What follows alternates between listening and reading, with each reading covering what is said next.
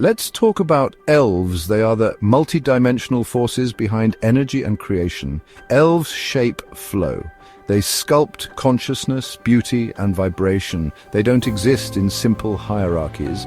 They operate across frequencies, subtle, intelligent, and powerful.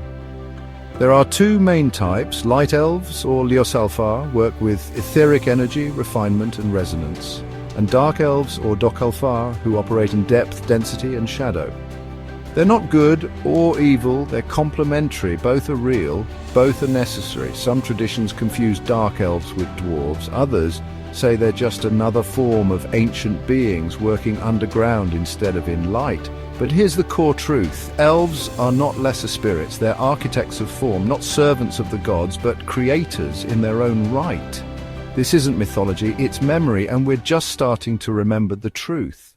Tolkien's elves are the most accurate interpretations of the physical elves. Elves are ancient intelligences, physical and non-physical, with capabilities far beyond myth.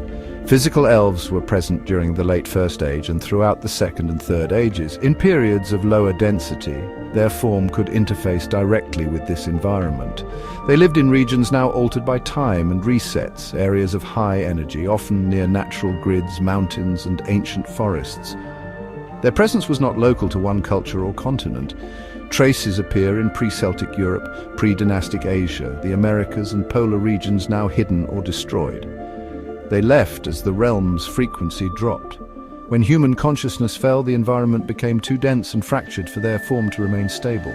Some withdrew into protected dimensional layers, others phased out entirely. They didn't disappear, just shifted position. Part 3 will focus on what elves actually are and how they function. Since Tolkien already gave us an insightful glimpse into the ancient past of physical elves, let's talk about where elves are today. Some elves stayed in this realm as human civilization rose. Over time, they intermingled with humans. Their DNA diluted, and eventually many became indistinguishable from the rest of us. You can still trace that lineage. Populations in northern and western Europe, particularly in regions like Iceland, Ireland, parts of Scandinavia, and the Basque territories, carry markers often linked to what some call elven ancestry, higher sensitivity, intuitive awareness, and subtle physical traits. But not all elves stayed. Those who didn't interbreed withdrew. Some moved into inner earth domains, hidden ecosystems beneath the surface, still physical, just beyond our reach. Others shifted into higher vibrational frequencies as this world grew denser and less hospitable to their way of life. They didn't disappear, they just stopped being visible to most of us. So how do elves live now? Those who remained underground live extraordinarily long lives, some for thousands of years. Their aging is slow because their biology is more efficient and their environments are stable, energetically pure, and shielded from surface-level disruptions. They do eat, but not like us.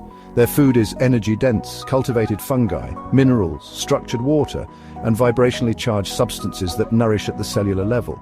Some of their nutrition comes directly through energetic exchange with the environment. They don't live in caves. They live in harmonic dwellings built into the earth using principles of geometry, sound, and light. Everything is aligned with planetary energy grids. Their communities are small, intentional, and non-hierarchical. Guidance is shared, not enforced. As for the elves who transitioned into higher dimensions, they don't rely on physical sustenance. They draw energy directly from the field around them. Their bodies are light-encoded and phase-shifted, not visible to us. They don't sleep. They enter states of attunement and resonance instead, like deep meditation where knowledge is exchanged and reality is shaped. In those realms, time is fluid, communication is telepathic, creation is instant. They live in symbiosis with one another, with the greater web of life and with cosmic rhythms we barely sense.